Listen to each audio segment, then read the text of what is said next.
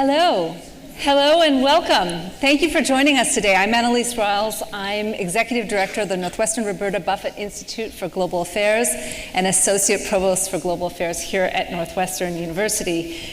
Before we begin, I want to extend a special word of thanks to Roberta Buffett Elliott, without whom none of our work here at Northwestern Buffett would be possible. And I also want to warmly thank the French Consulate and Villa Albertine for their partnership in this event. Today's lecture and discussion will be translated from French to English online and on the screen behind me here through captions, or you will see it in your text, your captions screen on Zoom if you're participating remotely. And we will reserve some time for questions from those who are here with us live. There are microphones here in the front, and so during the question period, I invite you to just come up to the microphone, introduce yourself and your affiliation, and you can ask your question in either French or English. It's a tremendous honor to have here with us today François Hollande, the 24th President of France, to share his perspectives on global affairs.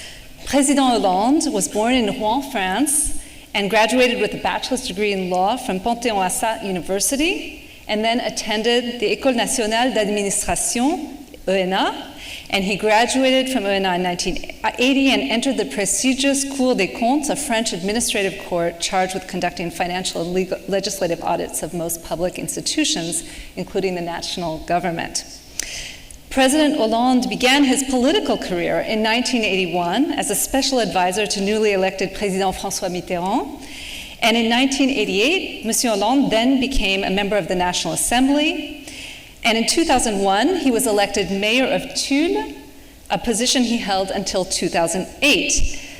President Hollande was elected President of the Republic in 2012. President Hollande's presidency was marked by many achievements, including the action he took on climate change. Under his leadership, the Paris Agreement was signed in 2015 in Paris. During his tenure, he also took historic steps to promote social equality by addressing unemployment and legalizing same-sex marriage. Since leaving office in 2017, François Hollande has chaired the foundation France is Committed, which supports initiatives for reinforcing solidarity among French citizens. He's also the author of several books, including most recently Bouleversement pour comprendre la nouvelle donne mondiale, or Upheaval, Understanding the New Global Order. Monsieur Président Hollande, bienvenue à Northwestern. C'est un grand honneur de vous accueillir aujourd'hui. À vous.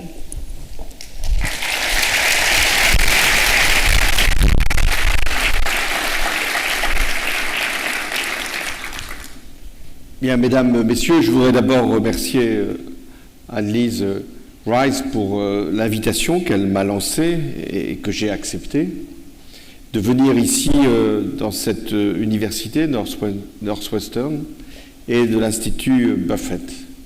Je suis heureux de pouvoir m'adresser à des étudiants, mais aussi à des personnalités qui ici anime la communauté française et en premier lieu le consul général de France. Et je viens pour répondre à toutes vos questions à propos d'une situation que vous connaissez, qui est celle du monde. C'est vrai que j'ai écrit un livre au lendemain de l'invasion de l'Ukraine par la Russie pour expliquer que ce mouvement qui a conduit à la guerre était en fait engagé depuis déjà 10 ans. Toutes les générations, depuis la fin de la Seconde Guerre mondiale, ont vécu des crises, des conflits, des catastrophes, mais il est vrai que depuis 10 ans, il y a une accumulation de bouleversements, puisque nous avons eu en à peine 10 ans une crise économique produite par une crise financière, puis ensuite une crise terroriste, et vous savez que la France a été particulièrement touchée, mais pas seulement la France, puis une crise des réfugiés, qui faisait d'ailleurs suite à à ce qui venait de se passer sur le plan terroriste en Syrie et en Afghanistan. Ensuite, nous avons eu une crise sanitaire, vous aussi, partout dans le monde, avec un virus qui a paralysé la planète.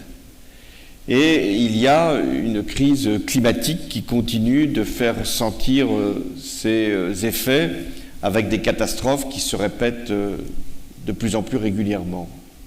Et enfin, il y a la guerre en Ukraine, sans oublier d'autres conflits en Afrique qui ont aussi des conséquences en termes de migration. Donc une génération qui a connu autant de crises est forcément bouleversée elle-même, ce qui conduit à nous interroger sur la capacité qu'a la démocratie, qu'ont nos systèmes politiques pour résister à autant d'événements, de catastrophes, de crises, de conflits et de peurs qui naissent inexorablement de ces manifestations. Et toute la question, c'est de savoir qui est le plus résilient, la démocratie ou les régimes autoritaires. Et il est vrai que la guerre en Ukraine a été à la fois un révélateur et un point de basculement. Le révélateur, c'est qu'il y a justement depuis 10 ans une alliance qui s'est nouée entre la Chine et la Russie, entre Xi Jinping et Poutine, une alliance qui n'est pas simplement une coalition d'intérêts, c'est une même défiance à l'égard de ce que nous représentons, la démocratie, et c'est aussi le même rejet de cette organisation du monde dont l'Occident est jugé responsable. Et enfin, c'est la même détestation à l'égard des valeurs que nous pouvons défendre. Cette alliance entre la Chine et la Russie, elle s'est renforcée tout au long de ces dernières années et elle a paru être particulièrement efficace puisque la Chine est devenue la deuxième puissance économique du monde et prétend qu'elle sera même la première d'ici quelques années. Et la Russie qui a pensé qu'elle pouvait être une puissance militaire et une puissance politique et qui s'est réinstallée dans des régions du monde où elle n'était plus présente, le Moyen-Orient, l'Afrique et bien sûr autour de la Russie, la Biélorussie et maintenant l'Ukraine. Donc c'est cette guerre qui permet de comprendre qu'il y a eu là une dynamique qui s'est produite avec l'idée que ces puissances autocratiques pouvaient avancer sans que les États-Unis et l'Europe ne lui portent une résistance sérieuse.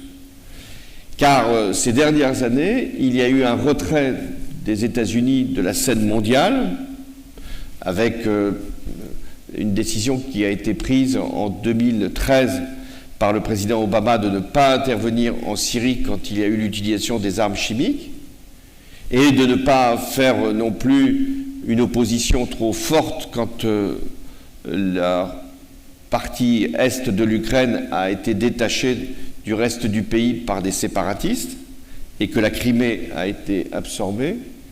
Quant à l'Europe, elle a considéré que son principal pouvoir était économique, commercial, et qu'il suffisait d'avoir de bons échanges pour avoir une bonne ambiance internationale.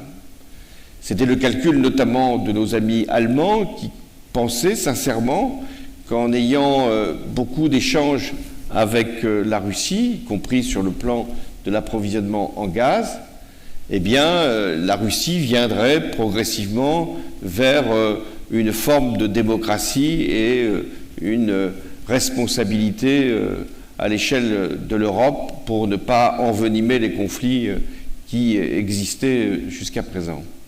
Et le même calcul a été fait du côté de la Chine, avec l'idée que la Chine, devenant une très grande puissance économique, il y aurait une évolution des mentalités et une démocratie toute relative qui pourrait éventuellement s'installer. On sait qu'il n'en a rien été. Alors, si la guerre a révélé finalement à la fois les avancées des régimes autocratiques et les imprudences ou les fautes des États-Unis et de l'Europe, il y a eu une accélération des prises de conscience avec la guerre en Ukraine. Aujourd'hui, il y a une bipolarisation du monde entre d'un côté les démocraties qui soutiennent l'Ukraine et de l'autre les régimes autoritaires, tous les régimes autoritaires qui ont constitué un bloc. Si on veut avoir une image, c'est celle du leader coréen du Nord venant avec le train jusqu'à Moscou, ou en tout cas jusqu'en Russie, et étant reçu comme un véritable chef d'État, tout simplement pour donner les armes dont la Russie a besoin. D'autre part, s'il y a une bipolarisation du monde, d'un côté donc les démocraties, de l'autre les autocraties, il y a un autre monde, c'est-à-dire celui des pays émergents qui ne veulent pas véritablement choisir, ou même s'ils sont amenés à choisir, ne sont pas empressés de rejoindre le camp de la démocratie. Les pays émergents, c'est-à-dire l'Inde, l'Afrique du Sud, les pays latino-américains, et qui veulent reprendre une place dans l'organisation du monde sans s'aligner sur nécessairement l'Occident. Il y a même une montée de contestation de ce que nous avons pu représenter, nous les Européens ou la France, de critiques sur le néocolonialisme, sur en réalité une dépendance que nous avons créée sans partager les responsabilités à l'échelle du monde. C'est ce que revendiquent donc les BRIC, c'est-à-dire le Brésil, la Russie, la Chine, l'Inde et l'Afrique du Sud, qui maintenant s'est élargi à d'autres pays pour revendiquer une place dans l'organisation de la planète. Quelles sont donc les conséquences, et j'en terminerai là pour répondre ensuite aux questions, quelles sont les conséquences de cette nouvelle donne internationale et de tous ces bouleversements? La première conséquence, c'est que les Européens sont maintenant conduits à s'interroger sur leur défense. Ils ont longtemps pensé, ils le pensent encore, que l'Alliance Atlantique, que le lien avec les États-Unis les protège pour longtemps encore des éventuelles attaques qui pourraient venir de la Russie ou de la Chine. Mais ils n'en sont plus vraiment sûrs. En tout cas, certains d'entre eux n'en sont plus convaincus. Est-ce que les États-Unis vont toujours être là pour assurer la protection de l'Europe? Les Européens aussi ont été amenés à revoir leur politique commerciale qui était particulièrement ouverte, notamment pour les produits chinois, et leur politique d'approvisionnement en énergie fossile, c'est-à-dire notamment l'Allemagne, mais aussi la France, qui s'approvisionnait en gaz ou en pétrole venant de la Russie. Donc c'est une nouvelle organisation aussi de ce point de vue qui doit être mise en place. Enfin, la question climatique oblige l'Europe à aller beaucoup plus loin qu'elle ne l'avait pensé, et le fait que les énergies fossiles ont un prix qui ne va cesser de s'élever, pas simplement parce qu'il y a la guerre en Ukraine, mais parce que l'Arabie Saoudite et les pays du Golfe et les pays producteurs de pétrole font pression pour que les prix montent, eh bien ça conduit à amplifier le mouvement que nous avions d'ailleurs voulu engager de transition vers la décarbonation de l'économie. Et puis du côté des États-Unis, il y a maintenant un sujet majeur à mesure qu'on va se rapprocher des élections américaines, donc de l'élection présidentielle. Qu'est-ce que veulent faire les États-Unis?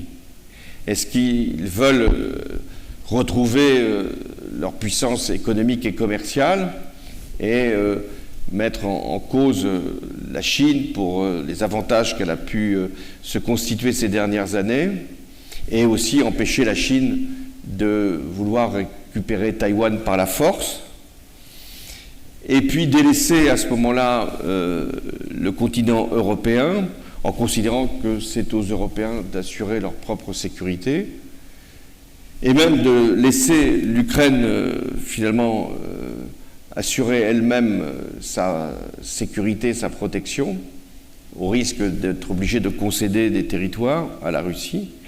Ou est-ce que les États-Unis vont continuer à aider l'Ukraine, même si c'est un coût important? Est-ce que les États-Unis vont renforcer l'Alliance Atlantique et assurer donc aux Européens cette solidarité? Est-ce que les États-Unis vont vouloir rester une économie ouverte et ne pas multiplier des mesures protectionnistes? La réponse, ce sont les citoyens américains qui vont la donner. Et on m'interroge souvent pour savoir quand est-ce que la guerre en Ukraine va s'arrêter.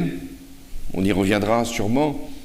Eh bien, elle va durer longtemps, sauf si les États-Unis décident qu'il en sera différemment. Ça me coûte, en tant qu'Européen, de le penser. Mais c'est pour beaucoup les électeurs américains qui vont décider de la fin ou de la poursuite du conflit en Ukraine. Pour terminer, bien sûr qu'il y a des menaces qui viennent de l'extérieur, il y a des bouleversements qui ont obligé à changer un certain nombre de nos orientations, à réfléchir à ce que peut être la démocratie demain. Mais la véritable menace, elle n'est pas extérieure aux pays occidentaux, aux pays européens ou à l'Amérique. La menace sur la démocratie, elle est à l'intérieur des pays. C'est de savoir si nous, collectivement, nous, citoyens, nous voulons encore nous engager pour la démocratie. Si nous croyons encore à des valeurs de liberté, de pluralisme, de partage, de solidarité aussi. La question, elle nous est posée si nous voulons nous replier ou rester ouverts à l'égard de l'extérieur. Mais on sait bien la force des populismes, notamment dans ces moments où les bouleversements provoquent des peurs, des angoisses. En Europe en ce moment, mais aussi aux États-Unis, c'est l'angoisse de la migration, de ce qui pourrait être à un moment une invasion provoquée justement par les désordres mondiaux. Et puis il y a la peur de perdre son identité, de ne plus être des vieilles nations qui savaient exactement quels étaient leurs modes de vie, leurs rapports entre les uns et les autres. Et enfin, il y a ce que les réseaux sociaux provoquent, c'est-à-dire à la fois, bien sûr, des fausses informations, mais aussi une forme de communautarisation de la politique. Donc la vraie question, c'est de savoir si nous voulons encore faire de la politique, si nous croyons en la politique. Car il n'y a pas de démocratie s'il n'y a pas de force politique pour l'animer. Voilà pourquoi il est important que nous puissions échanger, que vous puissiez me dire si vous partagez nos inquiétudes, mais aussi si vous avez l'espoir encore chevillé au corps que la démocratie est le meilleur des régimes, à condition que les citoyens en soient eux-mêmes persuadés. Merci.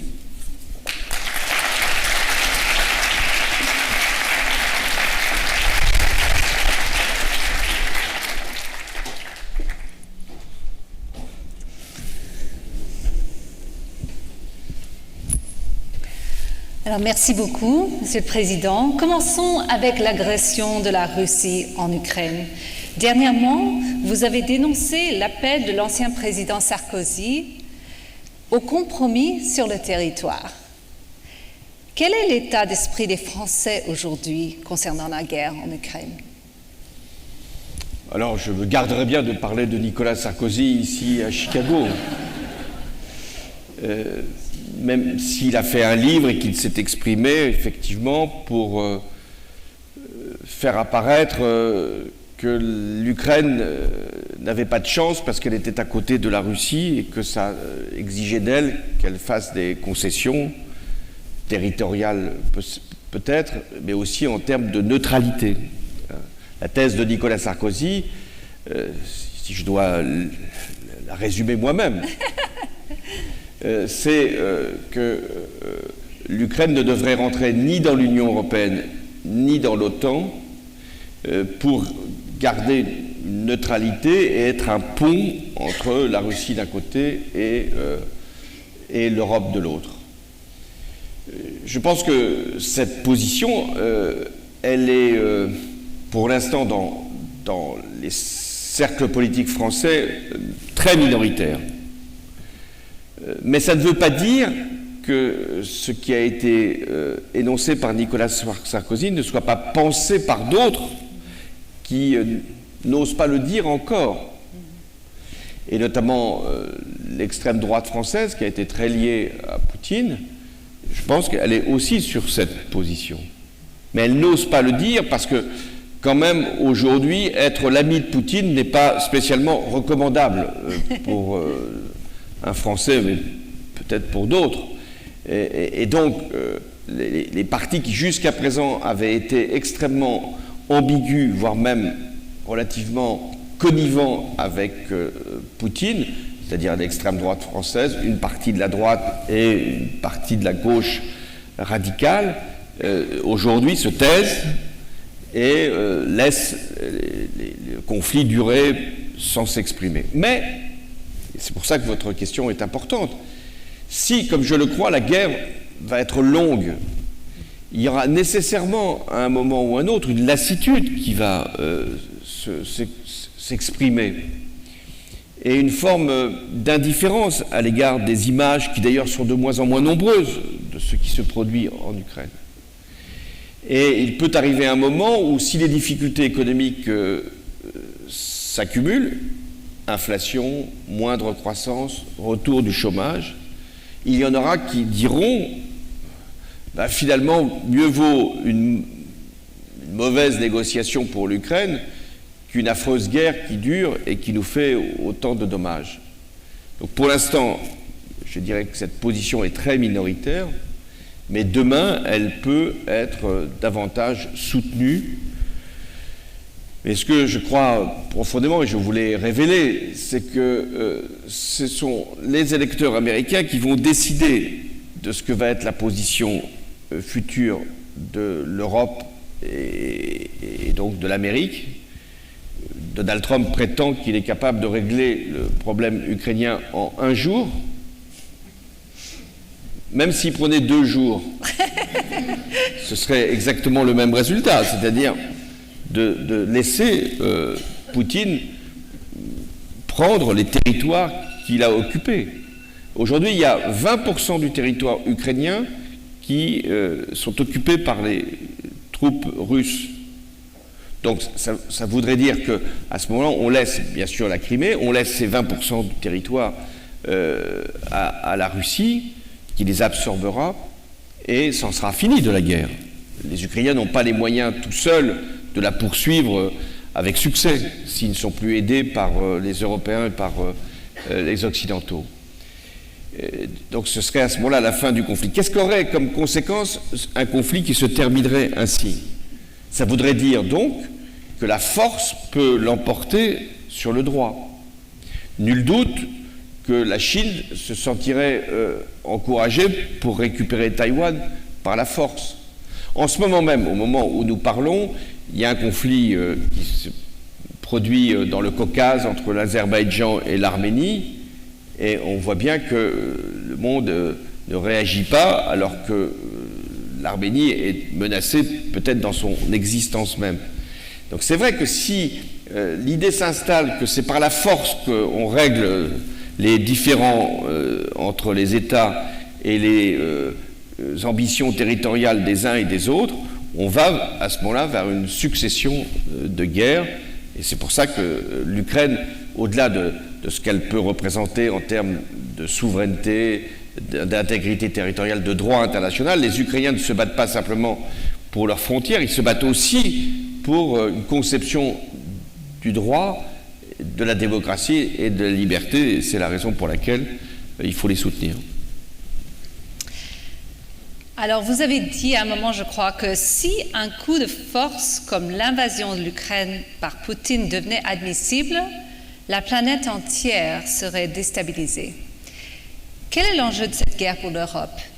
Et pensez-vous que Poutine a déjà déstabilisé l'ordre mondial ou, au contraire, la réponse du monde est-elle la preuve d'un engagement en faveur du droit international?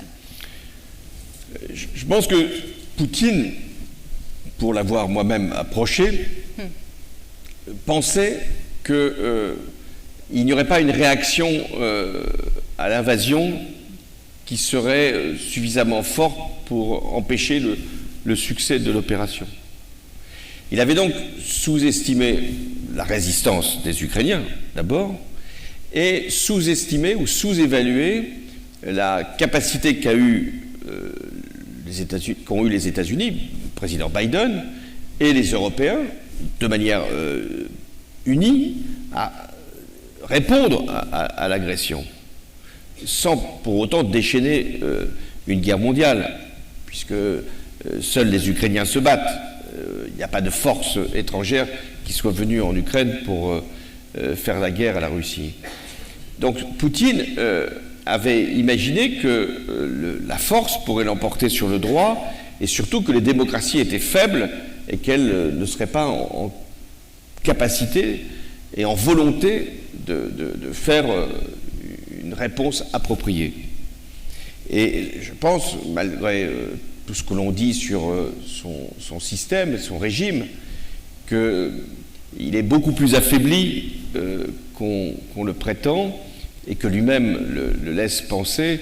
L'affaire Prigojine, c'est-à-dire, vous savez, cet accident d'avion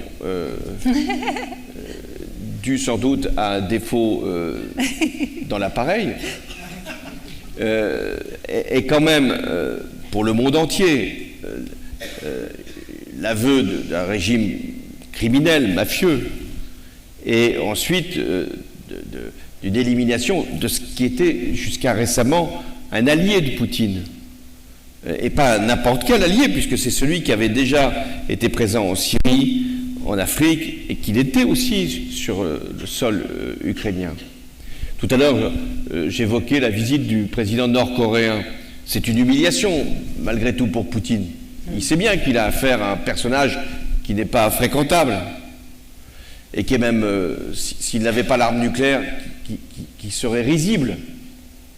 Mais donc il est obligé d'être avec des personnalités internationales, que ce soit en Iran, en Corée du Nord ou ailleurs, qui sont des personnes qui sont reléguées dans le monde. Donc je pense que le système de Poutine s'est considérablement affaibli et que si la guerre se prolonge, et c'est tout l'enjeu, si la guerre dure, et si les Ukrainiens reconquièrent une partie du territoire, et si l'économie russe, ce qui n'est pas tout à fait le cas aujourd'hui, est affaiblie suffisamment, eh bien son système peut s'effondrer. Et quel est votre pronostic concernant l'adhésion de l'Ukraine à l'UE? L'Union européenne, elle va ouvrir ses portes à l'Ukraine, au moins politiquement. Ça ne veut pas dire que sur le plan des règles économiques, de la concurrence, l'Ukraine sera amenée à rentrer tout de suite dans ce qu'on appelle le marché unique. Mais sur le plan politique, il y a une structure qui a été créée pour plus qu'associer l'Ukraine, pour la faire venir à terme dans l'Union européenne. Dans l'OTAN, c'est autre chose. Je pense que les décisions qui ont été prises au dernier sommet sont justes. L'Ukraine ne peut pas rentrer dans l'Alliance Atlantique tant qu'elle est en guerre, puisque ça signifierait que tous les autres pays seraient obligés d'aller, non pas simplement soutenir militairement, mais porter secours et intervenir dans le conflit, directement comme belligérants. Mais après la guerre, surtout si elle se conclut positivement, il est tout à fait probable que l'Ukraine rentrera dans le système atlantique.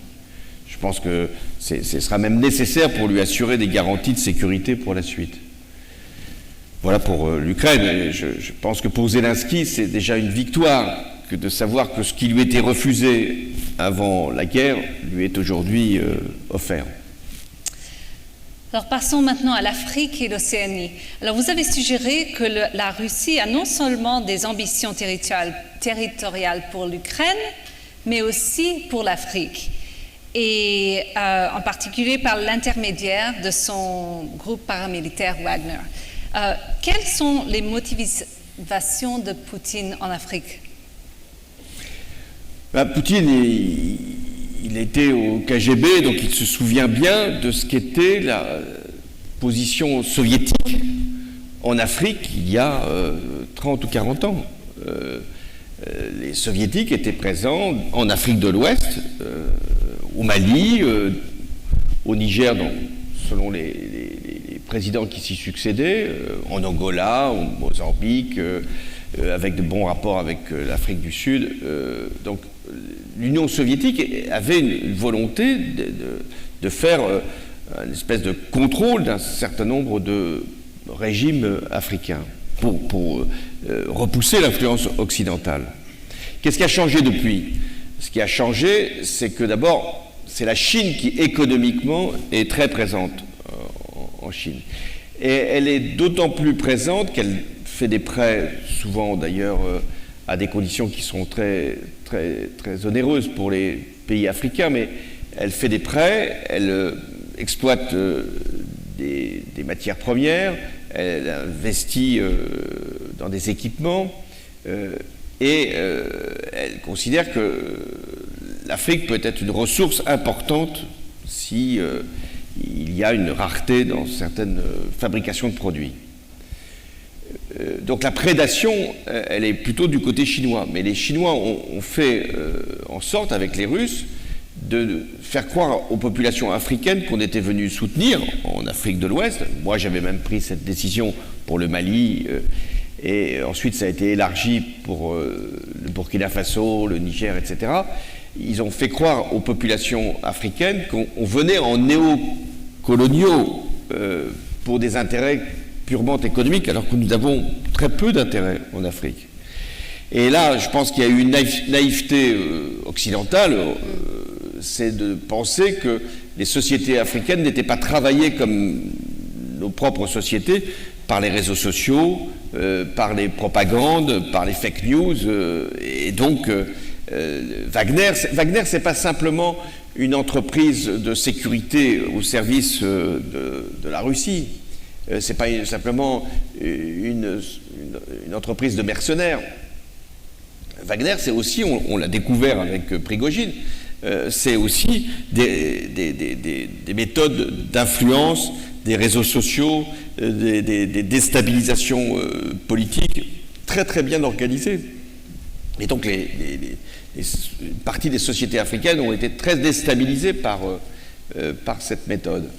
Alors la France, à mon sens, est restée trop longtemps en Afrique de l'Ouest sur le plan militaire, et elle s'est trouvée confrontée aux coups d'État qui se sont succédés en Afrique. Alors ça, c'est un problème très compliqué pour la France.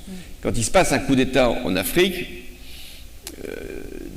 avant, très longtemps avant, ce qu'on appelait la France-Afrique, on intervenait, on rétablissait le président qui avait été renversé par des militaires, ou au contraire, on utilisait les militaires pour renverser. Bon. Et ce temps-là est terminé. Donc aujourd'hui, quand il se passe un coup d'État, on est obligé de demander aux Africains de régler eux-mêmes le problème. Ce qui fait que vous avez vu au Niger ce qui s'est produit, comme les Africains de la CEDEAO, c'est-à-dire l'organisation de l'Ouest de l'Afrique, n'ont pas voulu intervenir, la France s'est retirée. Si elle se retire, et elle va se retirer de la région, qu'est-ce qui va se passer? D'abord, les terroristes que l'on avait chassés par l'opération que j'avais moi-même décidée en 2013, eh bien, ils reviennent. Ils vont reconquérir tous les territoires qui ont été perdus par eux. Deuxièmement, ils vont sans doute aller plus loin, peut-être de déstabiliser encore davantage les pays en question. On le voit au Mali, on va le voir au Burkina Faso et au Niger. Et ensuite, ils vont sans doute susciter un courant migratoire important, et donc on va voir des familles, ou des hommes qui vont fuir et qui vont aller chercher de l'autre côté de la Méditerranée à être abrités. Donc ce qui se passe en Afrique est extrêmement grave parce que les Russes peuvent aussi, Poutine y songe, nous déstabiliser par la migration. C'est ce qui s'était déjà passé en 2015 avec la Syrie.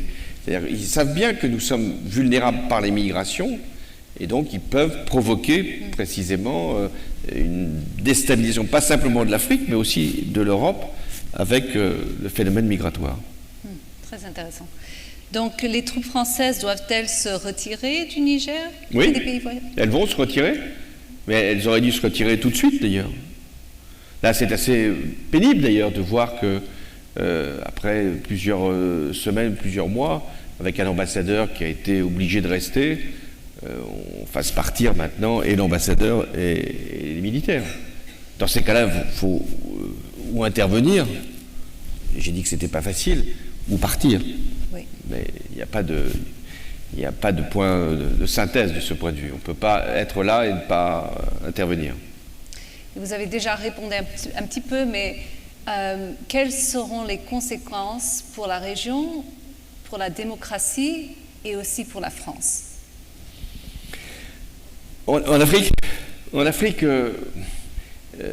nous avions, nous aussi, promu la démocratie. C'était ce que nous considérions, et à juste titre, être demandé aussi par les sociétés africaines de pouvoir disposer elles-mêmes du droit de désigner leurs dirigeants.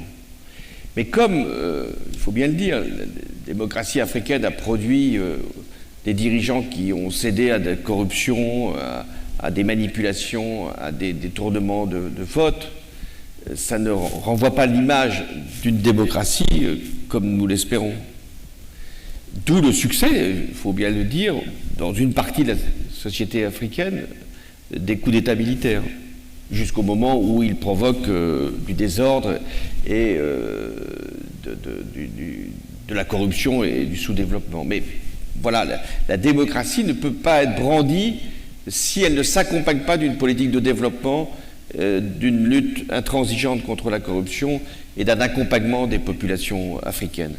D'où aussi l'enjeu d'accueillir des étudiants africains, l'enjeu de la formation, l'enjeu de la culture. C'est très important que nous puissions rester, nous, ouverts aux sociétés africaines. Alors passons maintenant à l'Océanie, où la France et les États-Unis maintiennent des bases militaires et où il y a des critiques parmi les communautés locales sur l'histoire des essais nucléaires des deux pays. Voyez-vous des leçons de cette expérience récente en Afrique, surtout alors que l'importance stratégique de la région augmente, et que doit-on faire maintenant dans l'Océanie? Alors c'est vrai qu'il y a le dossier nucléaire qui reste un sujet sensible, notamment en Polynésie française et pour les États-Unis, j'imagine, dans d'autres partie de l'Océanie. Nous avons pour partie réglé la question en indemnisant, c'est-à-dire en versant des compensations aux personnes qui avaient pu être touchées par les conséquences des essais nucléaires et aux territoires concernés. Je pense qu'il faut vraiment aller jusqu'au bout de la reconnaissance d'une responsabilité, même si elle n'est pas totalement démontrée, même s'il y a des évaluations scientifiques qui sont contradictoires. J'ai fait voter donc une loi quand j'étais président pour aller jusqu'au bout de l'indemnisation. Deuxièmement, il faut donner à ces territoires, qui sont des territoires encore assez pauvres, même s'il y a des exploitations minières qui peuvent être parfois rentables, il faut leur donner des conditions de développement. Enfin, ils aspirent à l'indépendance pour nous, Français, aussi bien la Nouvelle-Calédonie que la Polynésie française. Il faut leur faire comprendre, et je crois qu'ils l'intègrent, que même s'ils aspirent forcément à aussi s'émanciper, ils sont dans un contexte maintenant géostratégique où même indépendants, ils risqueraient d'être sous pression chinoise ou sous pression, disons, de forces internationales contraires à leurs intérêts. Donc je pense que de ce point de vue, les leaders de ces mouvements les plus indépendantistes sont conscients que la situation n'est plus tout à fait la même qu'il y a quelques années et que la zone qu'on appelle Indo-Pacifique est devenue une zone sensible. Alors les Chinois font un gros effort pour, on le voit bien dans les îles du Pacifique, pour peser sur leurs décisions et sur leurs choix. Mais donc il faut aussi faire de la diplomatie et montrer qu'on est capable d'aider ces îles, d'aider ces territoires à être capables de se développer et rester proches de nous, indépendants ou pas, mais rester proches de nous parce que c'est leur intérêt. Et donc de leur assurer aussi une sécurité. Je souhaite vous poser une question plus générale sur le nationalisme populiste aux États-Unis et en Europe, ce que vous avez appelé le patriotisme défensif. En Europe, par exemple, on peut penser aux réponses aux crises des migrants de ces derniers jours et comment faire valoir les arguments en faveur du multilatéralisme face à ce genre de patriotisme défensif. Alors, j'ai fait effectivement une distinction entre le nationalisme offensif des régimes autocratiques et le patriotisme défensif qu'on trouve dans les régimes démocratiques. Je m'explique. Oui. Dans les pays autocratiques, on pense à la Russie, à la Chine, mais pas seulement, la conquête territoriale est encore un élément qui permet aux dirigeants de ces pays-là de susciter un réflexe légitimiste. L'exemple de Poutine est le plus probant, c'est-à-dire, même s'il commet une erreur très grave en envahissant l'Ukraine, il va jouer de toutes les fibres du patriotisme russe pour justifier son acte. Et ça peut, pour une partie de la population, être suffisamment convaincant. Pour la Chine aussi, il y a maintenant un discours très nationaliste, et je pense que pour Taïwan, par exemple, la grande partie de la population chinoise adhère à l'idée que Taïwan, ce qui est d'ailleurs le cas, appartient à la Chine et qu'un acte de force ne serait pas contraire à leur intérêt. Donc ça, et on peut trouver d'autres formes. J'évoquais la Turquie, qui est aussi prise maintenant par la volonté de conquête au nord de la Syrie, l'Azerbaïdjan et l'Arménie, parce que la Turquie a l'idée de retour de l'Empire ottoman. Enfin, donc il y a un nationalisme expansif, agressif. Dans les pays démocratiques, il n'y a pas de parti d'extrême droite qui veut conquérir, qui prétend qu'il va conquérir une partie des voisins. Aux États-Unis, personne ne veut aller conquérir une partie du Mexique. Madame Le Pen en France ne veut pas conquérir une partie du Luxembourg, de la Suisse ou de la Belgique. Donc ils ne sont pas du tout, les partis d'extrême droite ou les partis populistes ne sont pas du tout dans un patriotisme d'espaces territoriaux qu'il faudrait conquérir. Non, c'est un patriotisme de repli, c'est-à-dire de faire qu'on s'enferme, on se referme et on se coupe de toute organisation contraignante à l'échelle européenne ou à l'échelle multilatérale. Ensuite, comment on contrecarre ce discours populiste, souverainiste, protectionniste, nationaliste? C'est plus compliqué qu'avant. Lorsque la politique avait des partis pour s'organiser, ou lorsque la politique était relativement canalisée à travers des journaux, des doctrines, des discours qui étaient prononcés, on était sur des logiques de rationalité. Aujourd'hui, c'est plus facile d'être populiste que d'être rationnel. Prenons l'exemple sur l'immigration, c'est plus facile de dire « j'en prendrai pas un de plus » que de dire « il faut faire un choix entre ceux qui sont des demandeurs d'asile et ceux qui sont des migrants Donc dès qu'on est dans la complexité, on a perdu la bataille de la communication. Prenons un autre exemple.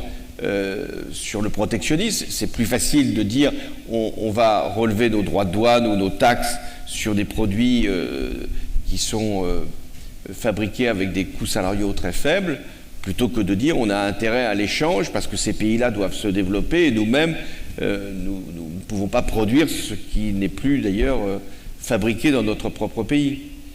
Donc le discours populiste, il s'alimente sans qu'il soit besoin de prononcer un discours de construction politique. Il s'alimente simplement par la peur ou s'alimente par le refus, le rejet de tout ce qui peut venir. C'est pour ça qu'en France, pour rester sur le cas français, le parti d'extrême droite, qui aujourd'hui est le premier parti de France, son leader, Madame Le Pen, a pris comme position de ne pas parler.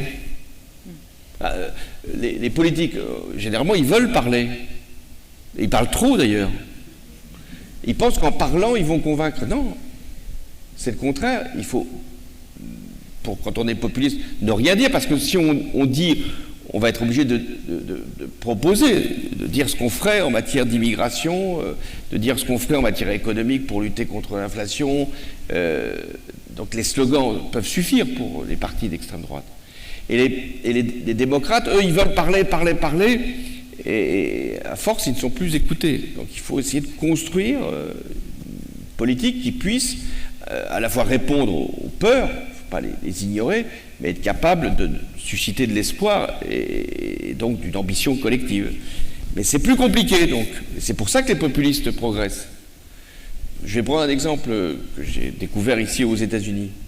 J'ai compris qu'il y avait des grèves ou des conflits dans l'industrie automobile. Joe Biden est allé les voir en disant je comprends que vous voulez être augmenté, et c'est légitime parce que vous êtes des travailleurs, vous méritez d'avoir des salaires qui correspondent à votre qualification. Donc ça, c'est un discours avec des syndicats qu'on peut entendre. Et puis Donald Trump leur a dit mais vous savez, dans 2 ans, il n'y en aura plus un qui aura encore un travail. Donc celui qui fait peur a plus de chances d'être entendu que celui qui essaye de trouver des solutions. C'est pour ça que la bataille entre les populistes et les démocrates, elle doit être sérieusement menée. Elle ne peut pas être menée simplement en disant attention, ils sont dangereux, parce que Donald Trump, il a déjà été au pouvoir. Ce qui est, on disait tout à l'heure, une chance pour les démocrates américains, parce qu'ils peuvent dire, vous voyez, on sait ce qu'il a déjà fait. Alors qu'en France, on ne peut pas dire, on sait ce qu'ils ont déjà fait, puisqu'ils ne sont pas encore arrivés au pouvoir. Je ne dis pas encore, et j'espère jamais, mais ils ont le bénéfice de ne pas être venus au pouvoir. Alors comment essayer sur le plan démocratique? Il faut qu'il y ait aussi des clivages politiques. Et quand les clivages politiques s'effondrent, eh bien, c'est entre les extrémistes et les démocrates, mais ça ne suffit pas. C'est pas ça qui va créer de l'enthousiasme, de l'engouement et de l'espérance. C'est pour ça qu'il faut s'y mettre, les uns et les autres, et que la vague populiste, parce que c'est vrai qu'il y a une vague qui a commencé aux États-Unis, qui s'est répercutée dans toute l'Europe, elle va connaître sans doute un point haut, mais après il faut essayer de le faire retomber. Sinon, il y aura sans doute des atteintes très graves à la démocratie. Ce qu'il faut faire comprendre aux jeunes générations, c'est que la démocratie n'est pas éternelle. Nous, on pensait que la démocratie, c'était le système politique qui était celui du progrès, du développement humain, que les valeurs de liberté, de pluralisme, d'ouverture allaient s'imposer partout dans le monde. Et on a eu plutôt confirmation que c'était vrai quand l'Union soviétique s'est effondrée, que les pays africains aspiraient à la liberté. Mais non, aujourd'hui, on est devant une situation où la démocratie mérite d'avoir des combattants pour la défendre. Sinon, elle peut se fatiguer. Je pense qu'on est dans un système où la démocratie est fatiguée. Et le fait que les partis politiques soient à ce point faibles ajoute encore à cette fatigue. Enfin, je vais vous poser une toute petite question, une très grande question en fait, sur le changement climatique. Comment évaluez-vous le progrès de la communauté européenne pour la poursuite des objectifs de développement durable et qu'est-ce qu'on peut faire pour accélérer notre progrès? Alors, il y a beaucoup de sujets où on peut être pessimiste, et on a raison. Et puis, il y a des sujets qui sont, même s'ils affrontent une réalité qui est très grave, le réchauffement, mais qui sont plus encourageants.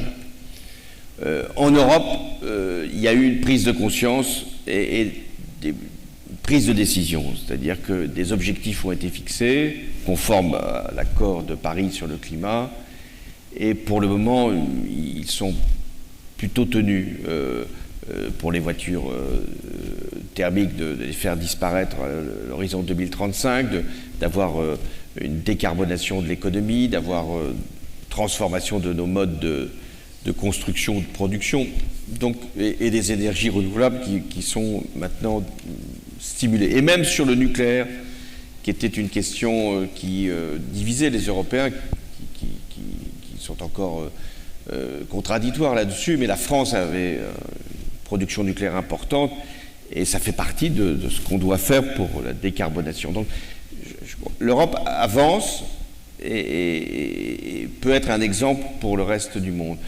Et la prise de conscience, elle est générale quand même. Même dans les régimes autocratiques, le climat, il chauffe. Et c'est pour ça que les populistes sont en très grande difficulté par rapport à la question climatique. Parce que vous pouvez vous enfermer si vous ne voulez pas de produits chinois, vous pouvez vous enfermer si vous ne voulez pas d'immigrés, mais vous ne pouvez pas vous enfermer pour éviter le réchauffement. Ça, c'est très compliqué de mettre des barrières pour dire il va faire moins chaud et il n'y aura pas d'élévation du niveau de la mer. Les glaciers en France ne fondront plus parce qu'il y aura un régime qui l'empêchera. Non, ça, c'est pas possible. Donc c'est pour ça que la question climatique revient à mettre de l'universel, à mettre du commun dans le destin de la planète. Et à faire que même s'il y a des conflits partout, même si on est divisé, on est tous solidaires de ce qui peut se produire si les catastrophes nous touchent. Alors sur les accords de Paris, bon, c'est vrai qu'ils n'ont pas été tous respectés, mais ce qui est plus grave, c'est que le diagnostic qu'on avait formulé et posé à Paris en 2015 d'un réchauffement de la planète, ce diagnostic est dépassé. C'est que ça va beaucoup plus vite qu'on ne l'avait pensé. Donc il va falloir faire encore plus d'efforts que ce qui est déjà prévu.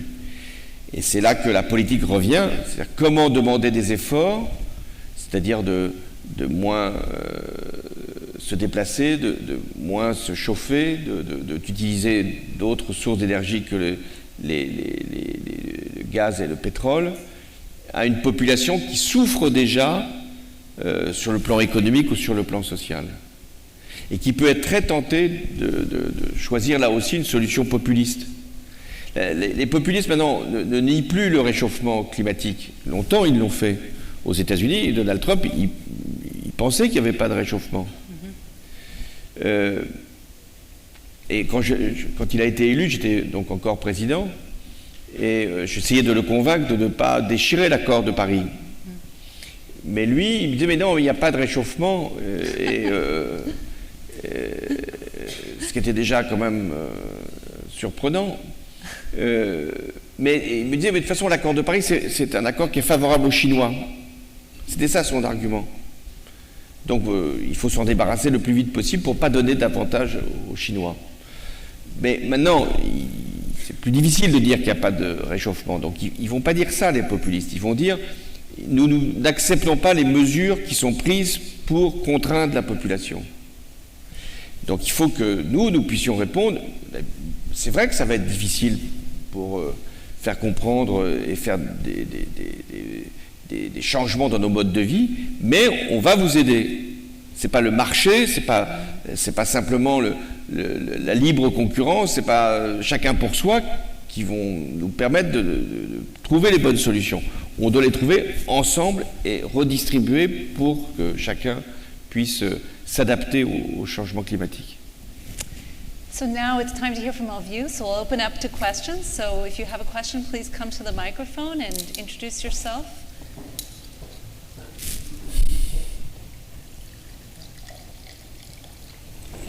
And please mention your affiliation also if you can. Yes. Can I just ask the question? Yes. Okay.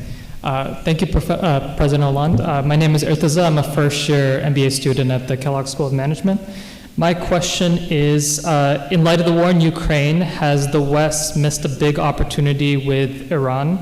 Iran's revolutionary motto has always been neither East nor West, and so I see that it tries to strike a more balanced approach in between Russia, China, and the Western axis. Do you feel like rapprochement with Iran has been a missed opportunity?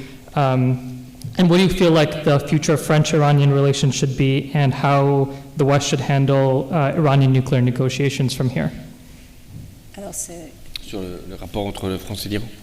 c'est la place de l'Iran dans la situation géopolitique maintenant avec l'Ukraine et Moi, j'étais favorable à ce que nous passions un accord avec l'Iran sur le nucléaire.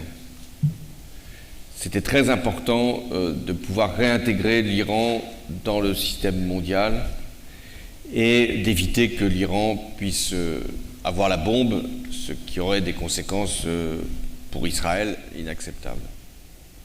Donc j'ai été très ferme dans la négociation pour que l'Iran renonce à l'arme nucléaire, enfin à l'enrichissement nucléaire, à des fins militaires. Et c'est pour ça que j'étais très malheureux quand Donald Trump a déchiré cet accord. Alors depuis, les choses ont changé aussi en Iran. C'est-à-dire que même si les présidents iraniens n'ont pas grand pouvoir, malgré tout, le président actuel de l'Iran est beaucoup plus conservateur que Rouhani, avec lequel j'étais en discussion. Le régime s'est durci et aujourd'hui, il est un allié des Russes et des Chinois. Ça ne veut pas dire qu'ils ne sentent pas la nécessité de dialoguer, on l'a vu avec l'Arabie Saoudite ou avec les pays du Golfe. Mais l'Iran fait partie de l'alliance des autocraties. Et pour Poutine, l'Iran, c'est le pays qui peut lui fournir des armes dans le conflit ukrainien. Et pour la Chine, l'Iran est un pays qui est en sous-sanction, est un client pour la Chine. Donc il y a un commerce entre Russie, Iran et Chine pour contourner les sanctions et pour faire en sorte que le régime iranien puisse tenir. Qu'est-ce que peut faire la France? On a condamné toutes les répressions qui existent aujourd'hui en Iran. Et quand c'est un sujet pas forcément facile à comprendre aux États-Unis, quand nous, en France, nous interdisons aux jeunes filles d'être voilées quand elles vont à l'école,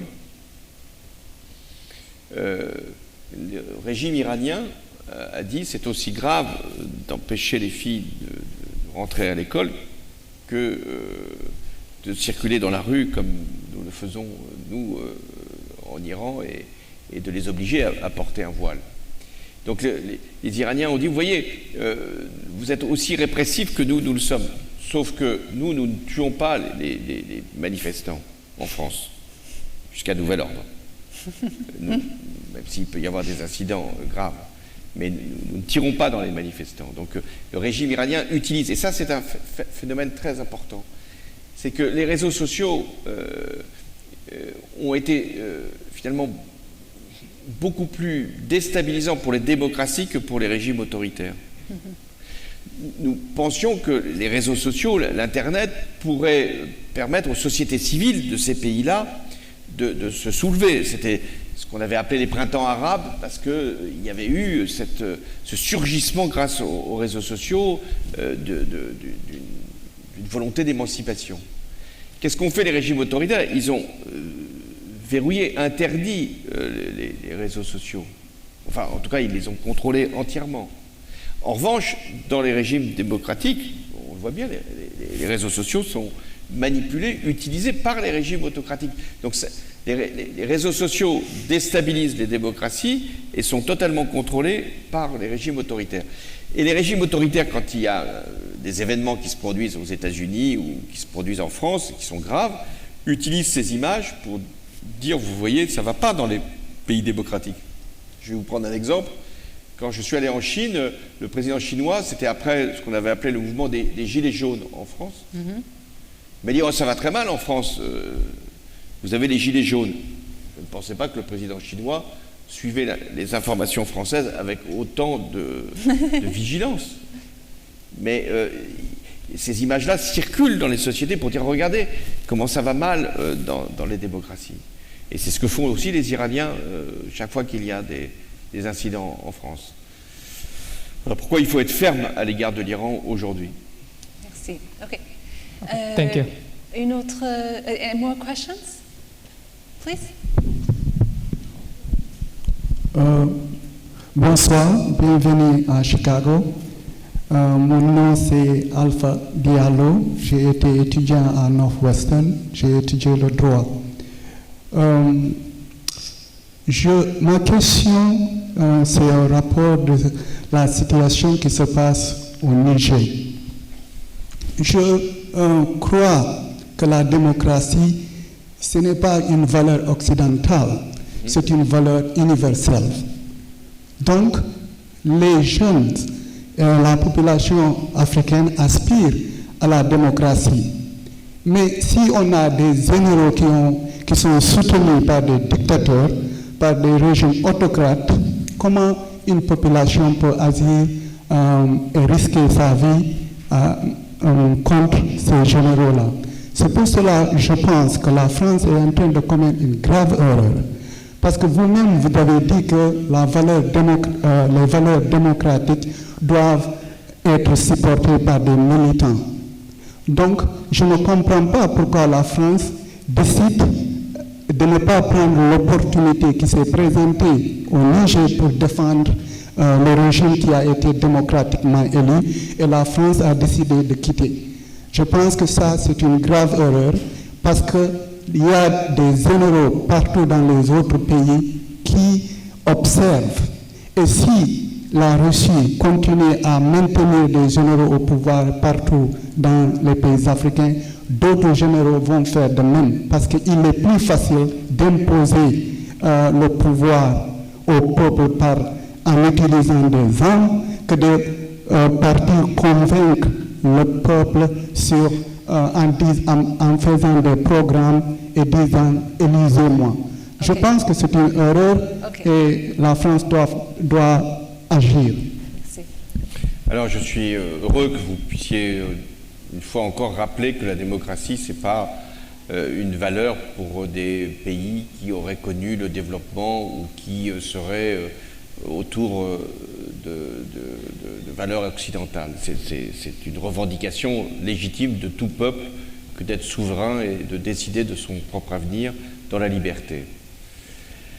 Alors, sur ce qui s'est passé avec les coups d'État, je vous ai dit combien il était difficile pour la France d'agir par la force en Afrique, puisqu'elle est immédiatement accusée de vouloir imposer un système. Mais je suis d'accord avec vous, je pense que lorsqu'il s'est produit le premier coup d'État au Mali, alors qu'il y avait un système institutionnel qui n'était pas parfait, enfin il y avait eu des élections, nous n'aurions pas dû l'accepter. Et donc nous aurions dû intervenir, on avait tous les moyens de le faire. Dès lors que nous ne l'avons pas fait pour le Mali, nous ne l'avons pas fait davantage pour le Burkina Faso et pas davantage pour le Niger. Au Niger, c'est un président qui avait été élu démocratiquement, qui a été renversé, et il avait eu aussi à cœur de vouloir lutter contre la corruption et de lutter contre le terrorisme. Et c'est sans doute pour ça qu'il a été renversé. Alors, on a le temps pour une question de plus et je veux juste demander, nous avons des étudiants d'école secondaire et je veux leur donner une opportunité de poser une question, s'ils veulent. S'ils ne veulent pas, c'est bon, mais allez-y. Alors, il y a une question là-bas. Et, oui. Alors, attendez, une seconde, s'il vous plaît. Allez-y, oui. Bonjour, Monsieur le Président. Je m'appelle Saji, je suis étudiante à lycée français de Chicago et je suis le spécialité géopolitique et on a étudié votre discours après les attentats de 2015 en France. Donc ma question c'est, pensez-vous que l'Union européenne a suffisamment coordonné sa lutte contre la menace du terrorisme djihadiste après les attentats de 2015 ?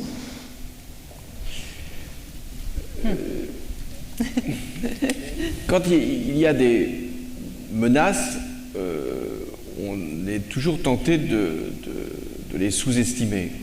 Nous savions qu'il y avait des menaces qui allaient frapper l'Europe. Et nous, Français, nous ne les sous-estimions pas parce que nous savions qu'il y avait des réseaux qui commençaient à s'organiser. Et quand j'avertissais les Européens, à la fois de la situation qui se produisait en Syrie et de la venue de groupes structurés qui étaient prêts à faire des attentats, il y avait encore un très grand scepticisme. Il a fallu, hélas, que la France fût touchée par les attentats de Charlie Hebdo, puis ensuite l'Hypercacher, puis au mois de novembre les terrasses et le Bataclan, pour que l'Europe réalise qu'elle était vulnérable. La Belgique a connu des attentats, l'Allemagne a connu des attentats, le Royaume-Uni a connu des attentats, l'Italie aussi. Bon. Donc il y a eu, après cette période, une très forte coordination, un échange de services qui s'est considérablement amélioré. Je ne dis pas que c'est parfait, mais le système d'information s'est considérablement perfectionné. Et donc, aujourd'hui, le risque, si je peux prendre moi-même ce risque de le dire, le risque, c'est moins un attentat venant par un groupe structuré, comme ça a été le cas pour les attentats du mois de novembre, où c'était l'État islamique qui avait préparé les attentats et les attaques. Là, le risque, on l'a vu, ce sont des actes isolés qui peuvent se produire. C'est-à-dire un individu qui utilise une arme et qui tue pour des raisons de fanatisme islamiste son voisin, son professeur, un élu, et c'est ce qui s'est produit. Donc il faut être toujours extrêmement vigilant, parce que ça, c'est des actes qui sont très difficiles à déceler. Les attentats qui ont eu lieu ces derniers mois ou dernières années, ce sont des attentats avec des individus qui n'étaient même pas identifiés, même pas fichés. Alors que pour les attentats qui ont eu lieu en 2015-2016, c'était des groupes qu'on avait, nous, déjà reconnus, même si on ne savait pas très bien où ils étaient, mais on les connaissait. We'll take the last question here, the gentleman, please. Merci. Merci, Président Hollande, Professor Riley, pour cette opportunité. Moi, je voulais vous poser une question qui, au fond, est à l'intersection des relations internationales et du déclin de démocratie qu'on peut observer, surtout dans les questions sociétales aujourd'hui. Il se trouve qu'aujourd'hui, c'est la journée mondiale du droit à l'avortement. Si vous faites 50 km au nord, je ne sais pas exactement, mais pas très loin au nord dans le Wisconsin, les femmes se sont vues bien diminuer leur droit à l'accès à l'avortement.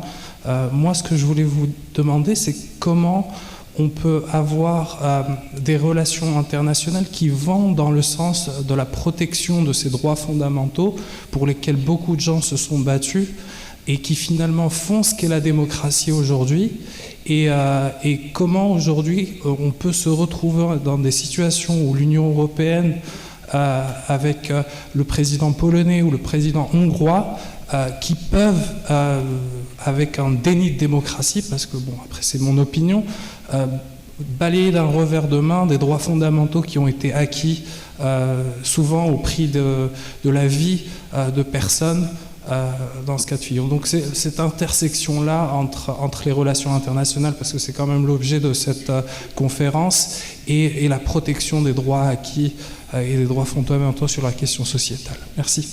Oui, il y a eu toute une période dans la vie internationale où il y avait des grandes conventions qui étaient adoptées par les États, Convention européenne des droits de l'homme, Convention sur les droits des enfants, et donc il y a eu un progrès dont les Nations Unies étaient souvent à l'origine, qui permettait de faire avancer toutes les sociétés en même temps et de faire que les libertés puissent progresser. Nous ne sommes plus du tout dans cette période. Par exemple, pour l'Union européenne, même si elle s'était bâtie sur un principe économique, elle était aussi un espace de valeurs, de principes, de politiques partagés. Et comme vous l'avez très bien rappelé, aujourd'hui la Pologne, la Hongrie considèrent qu'ils ne sont plus liés par ces principes-là, et que sur la question des droits des femmes, des homosexuels, de l'avortement, d'autres libertés, même de la séparation des pouvoirs, ils n'acceptent plus les règles européennes. Je pense que l'Europe devrait être beaucoup plus sévère, c'est-à-dire que l'Union européenne pourrait mettre des sanctions pour les pays qui, appartenant à cet ensemble, ne respectent pas les principes communs. Néanmoins, il y a même des pays comme l'Italie où l'avortement n'est pas protégé. Même en Espagne, c'est pas aussi simple. Donc on voit bien qu'il y a des mouvements à l'intérieur de chaque pays qui avancent pour revenir sur des acquis. En France, en ce moment, il y a une démarche pour constitutionnaliser le droit à l'avortement, pour faire en sorte justement qu'il ne puisse pas y avoir de recul. Mais c'est pas sûr d'ailleurs que ça aboutisse. Aux États-Unis, on constate qu'effectivement, il y a, même de la part de la Cour suprême, il y a des décisions qui viennent en recul par rapport à ce qui pouvait être une avancée ou un progrès commun. Je n'ai pas la cruauté de rappeler qu'aux États-Unis, il n'y a pas l'abolition de la peine de mort, qui pourtant est, en Europe en tout cas, un principe acquis. Et donc là, on est dans le droit souverain de chaque pays. Même si on souhaite qu'il y ait une convention qui abolisse la peine de mort partout dans le monde, on voit bien que même des démocraties ne l'acceptent pas. Bon, il faut continuer le mouvement. Et ce qu'il faut bien comprendre, c'est qu'il y a ces libertés, ces droits, ils ne sont pas venus de nulle part. Ils ne sont pas descendus du ciel pour dire voilà comment ça va se passer. Il y a eu des organisations qui se sont mises en mouvement, il y a eu des combats qui ont permis qu'il y ait ces avancées. S'il n'y a plus de combats, s'il n'y a plus de combattants en tout cas, il y aura de moins en moins de liberté. C'est aussi simple que ça. Donc il faut continuer et il faut aussi savoir quels sont les justes combats. Parce que quelquefois il y a des combats excessifs qui sont tellement minoritaires qu'ils mettent une majorité contre eux. Donc il faut être capable de mener des combats pour être majoritaire, pour faire bouger l'opinion, et pas pour la braquer. On l'a vu pour la France, en tout cas quand il y a eu la loi sur le mariage pour tous, pour les personnes donc de même sexe. Je pensais, parce que j'étais candidat et parce que j'avais une idée de mon pays peut-être trop optimiste, en tout cas trop bienveillant. Je pensais que il y aurait sans doute des résistances. J'imaginais pas qu'il y aurait ces manifestations-là qui s'opposent à ce qui était quand même un principe qui allait dans le sens de la liberté et de l'égalité. Donc il a fallu que nous allions jusqu'au bout et qu'il y ait des femmes et des hommes qui s'engagent. Et résultat, aujourd'hui, plus personne ne remet en cause ce mariage en France. Mais ça ne veut pas dire qu'il n'y aura pas des reculs à un moment. Donc voilà, il n'y a pas de démocratie sans qu'il y ait d'engagement et pour préserver des acquis et pour en conquérir d'autres. Des sociétés nonchalantes et indifférentes sont des sociétés régressives. Malheureusement, nous devons terminer sur ce Alors, point peut-être- très important là. Il y avait une autre question? Des jeunes? On continuera peut-être un instant après, mais Monsieur le Président, pour l'instant, il nous reste à vous remercier très chaleureusement pour venir à Northwestern et partager votre vision avec nous. Merci beaucoup. Merci à vous. Merci.